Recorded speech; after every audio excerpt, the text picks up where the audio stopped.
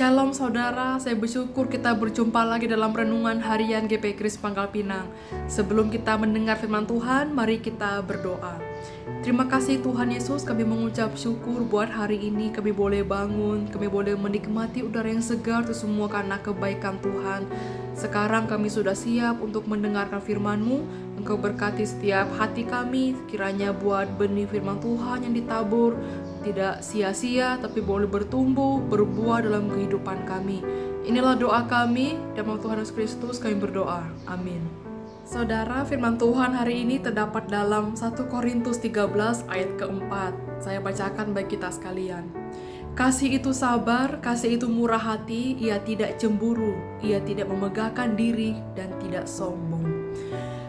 Saudara, ayat tadi yang kita baca itu ditulis oleh Paulus. Paulus menulis ayat ini supaya jemaat di Korintus dapat mengingat tentang makna kasih yang sejati. Pada saat itu jemaat di Korintus hidup dalam masyarakat yang penuh dengan perbedaan dan tantangan. Banyak dari mereka mudah tersinggung, sering berselisih, dan terkadang mereka salah memahami tentang kasih yang sejati. Dan di sini Paulus ingin mereka memahami bahwa kasih bukan sekedar emosi atau perasaan hangat sesaat, melainkan tindakan nyata yang muncul dari hati yang tulus. Dan saudara, kasih yang sejati itu terlihat ketika kita mau bersabar dalam menghadapi konflik dengan orang lain. Kita inisiatif menolong tanpa diminta. Kita rendah hati dalam melayani Tuhan tanpa mencari pujian orang-orang. Bahkan tetap tulus meskipun tidak ada yang melihat dan mengerti kita. Saudara, kasih yang seperti ini itu mampu membangun persaudaraan yang kokoh, membawa damai dan mencerminkan hidup yang menyenangkan hati Tuhan. Ketika kita memahami kasih yang seperti ini, kita mulai menyadari bahwa kasih itu bukan hanya untuk diri kita sendiri dan bukan untuk beberapa orang tertentu, tetapi kasih itu juga harus diterapkan dalam kehidupan sehari-hari meskipun kondisinya sulit. Contoh simpelnya, banyak orang menerapkan kasih ketika di hari Valentine. Pas-pas besok 14 Februari gitu ya, berbicara soal Valentine biasanya itu identik dengan memberi coklat, kasih bunga, dan hadiah-hadiah yang lainnya. Namun saudara, ingatlah ini, bahwa Valentine itu bukan hanya soal hadiah, momen yang menyenangkan, tapi Valentine adalah suatu pengingat bagi kita untuk meneladani kasih Tuhan dalam hidup kita.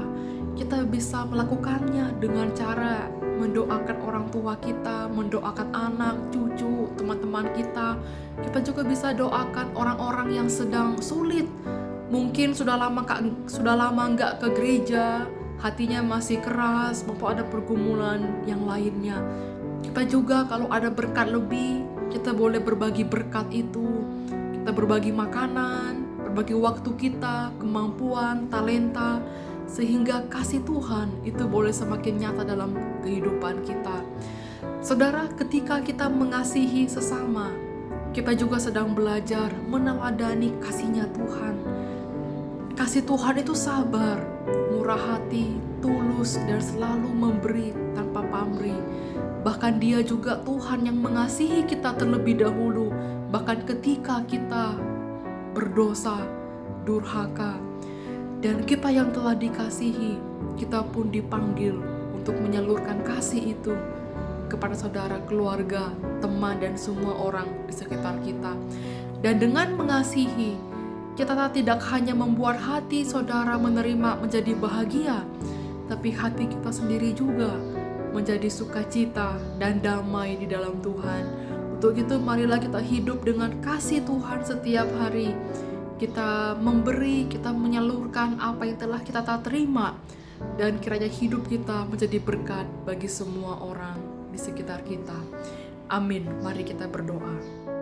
Terima kasih Tuhan Yesus, hamba-Mu telah selesai berbicara. Kami mohon mampukanlah kami agar kami menjadi pelaku-pelaku firman-Mu. Mampukanlah kami juga untuk kami boleh mengasihi, bukan hanya mengasihi orang-orang yang terdekat saja, tapi kami boleh mengasihi dan mendoakan bagi orang-orang yang sulit, baik itu orang yang memiliki pergumulan, masalah kesehatan, belum mengenal Tuhan, tapi kiranya hati kami boleh selalu setia untuk mengasihi mereka. Inilah doa kami, dalam nama Tuhan Yesus kami berdoa. Amin.